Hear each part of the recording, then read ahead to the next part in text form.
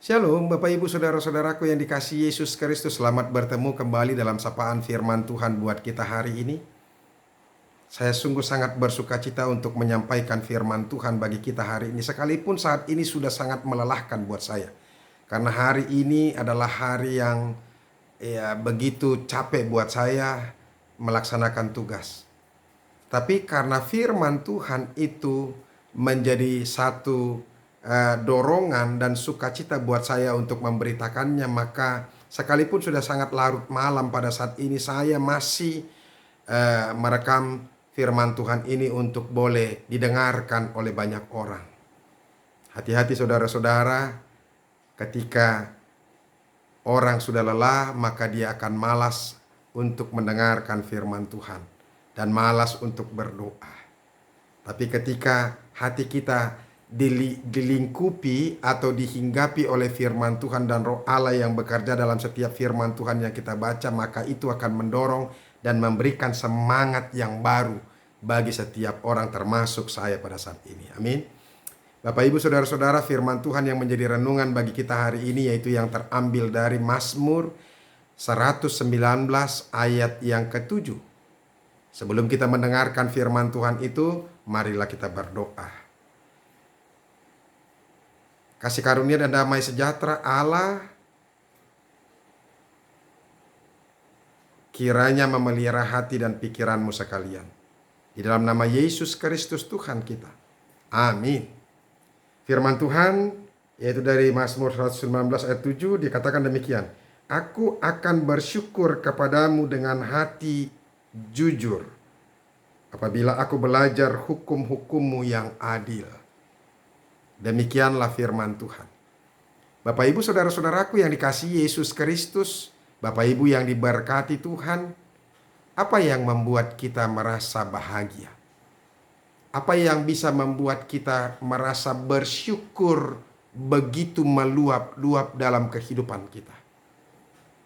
Apa yang membuat kita terus excited, terus merasa nyaman, terus merasa bahagia dalam hidup ini? Ada banyak orang berpikir bahwa kebahagiaan, sukacita, banyak hal yang indah-indah itu didapatkan ketika kita memiliki banyak harta, kita mendapatkan sesuatu, ketika kita diterima bekerja di perusahaan yang hebat, yang besar, memiliki gaji yang besar, dan mungkin juga kita bisa memiliki mobil, membeli mobil yang mewah, rumah yang mewah, dan memiliki materi yang banyak.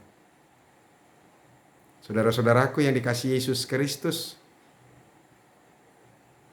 Mazmur ini ada banyak penafsir yang mengatakan bahwa ini ditulis oleh Raja Daud. Kita tahu siapa itu Raja Daud. Raja Daud adalah seorang raja yang mulia, yang terkenal. Dia cukup dikenal dan dielu-elukan oleh banyak orang, apalagi ketika dia pulang dari peperangan. Dia juga adalah orang yang memiliki harta yang banyak, memiliki kemuliaan yang luar biasa. Orang sangat kagum dan menghormatinya. Dan dia juga menikmati dari sudut kedagingannya. Tetapi saudara-saudara, justru Raja Daud mendapatkan kebahagiaan bukan dari hal-hal yang saya sebutkan tadi. Bukan karena kemuliaannya sebagai raja, karena dia terkenal dan dielu-elukan banyak orang. Bukan karena harta yang dia miliki. Bukan kenikmatan-kenikmatan kedagingan atau seksual, tidak. Tapi justru dia menemukan kebahagiaan yang sejati ketika dia hidupnya memegang perintah-perintah dan mencari Tuhan di dalam kehidupannya. Dia sudah alami ketika dia melakukan firman Tuhan, ketika dia hidup bersama dengan firman Tuhan, dan ketika dia merenungkan firman Tuhan, dan dia lakukan apa yang sesuai dengan perintah-perintah Tuhan, menjauhkan kejahatan, menjauhkan tangannya dari hal-hal yang najis atau hal-hal yang mengharamkan, dalam arti hal-hal yang jahat begitu, melakukan ketidakadilan, maka dia bisa menemukan sukacita yang luar biasa. Bagi pemazmur Raja Daud, sukacita yang luar biasa itu ketika dia bisa melakukan keadilan di hadapan Tuhan bagi banyak orang. Melakukan kebenaran dan apa yang dikehendaki Tuhan dalam kehidupannya. Bukan yang lain-lain. Makanya firman Tuhan ini luar biasa. Kesaksiannya luar biasa. Dia katakan, aku bersyukur kepadamu dengan hati jujur. Apabila aku belajar hukum-hukummu yang adil. Dia jujur mengatakan ini kepada Tuhan. Kebahagiaan dan luapan rasa syukurnya itu boleh dia naikkan kepada Tuhan ketika dia apa? Ketika dia belajar tentang hukum-hukum Tuhan yang adil itu. Artinya ketika dia mau menghidupi hidupnya sesuai dengan hukum-hukum Tuhan, sesuai dengan perintah-perintah Tuhan, sesuai dengan apa yang Tuhan katakan, apa yang Tuhan kehendaki dalam kehidupannya. Artinya sukacita pemazmur ketika dia boleh hidup berkenan kepada Tuhan.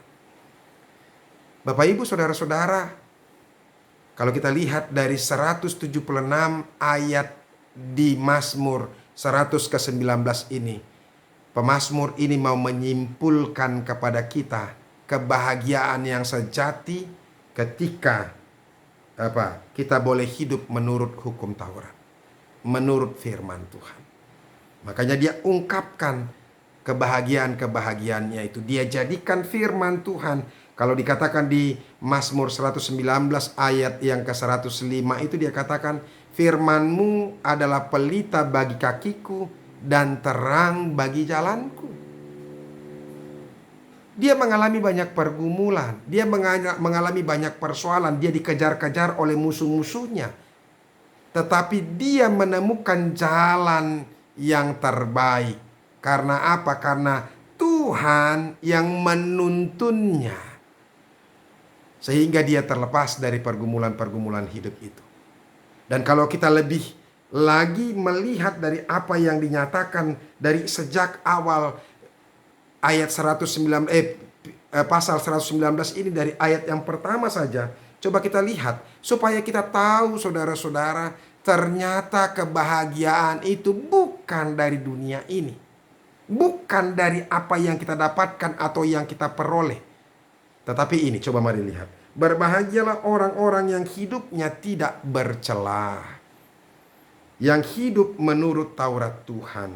Berbahagialah orang yang memegang peringatan-peringatannya, yang mencari Dia dengan segenap hati, yang juga tidak melakukan kejahatan, tapi yang hidup menurut jalan-jalan yang ditunjukkannya.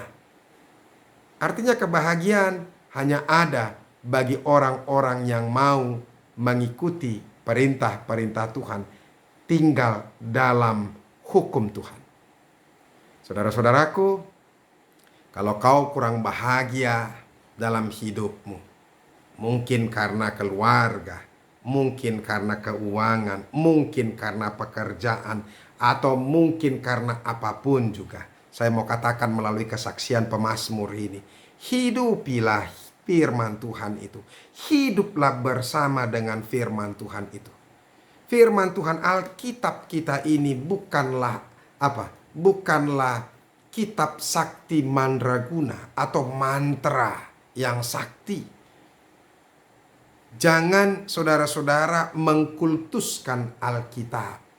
Dalam arti kita hanya menganggap bahwa Alkitab ini adalah buku yang berkuasa. Tidak ada kuasa daripada Alkitab ini. Kuasa daripada Alkitab ini adalah dari setiap firman Tuhan yang tercatat, yang kita baca dan kita renungkan, serta kita hidupi di dalam kehidupan kita. Itu yang membuat kita memperoleh kuasa, memperoleh hidup, memiliki ada kebahagiaan dan rasa syukur di dalamnya.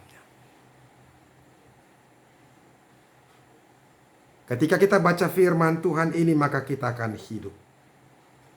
Kalau Rasul Paulus katakan di 2 Timotius 3 ayat 16, bahwa segala firman-Nya diwahyukan. Kata diwahyukan itu adalah kata yang dimana theopneustos, kata asalnya theopneustos, artinya apa? Bahwa di dalam setiap firman Tuhan itu dihidupkan oleh nafas Allah, oleh roh Allah. Sehingga ketika kita membaca, mendengarkan firman Tuhan itu dengan roh kita, dengan roh Allah, maka kita akan hidup. Kuasa itu luar biasa. Oleh karena itu, saudara-saudaraku yang dikasihi oleh Yesus Kristus, mari kita renungkan firman Tuhan terus.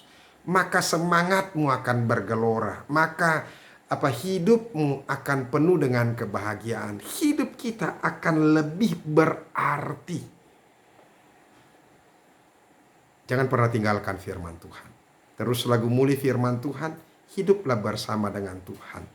Maka kita akan bisa merasakan hal-hal yang luar biasa dalam setiap hidup kita. Oleh karena kita hidup bersama dengan Tuhan. Firman Tuhan ini semoga memberkati kita. Tuhan Yesus memberkati.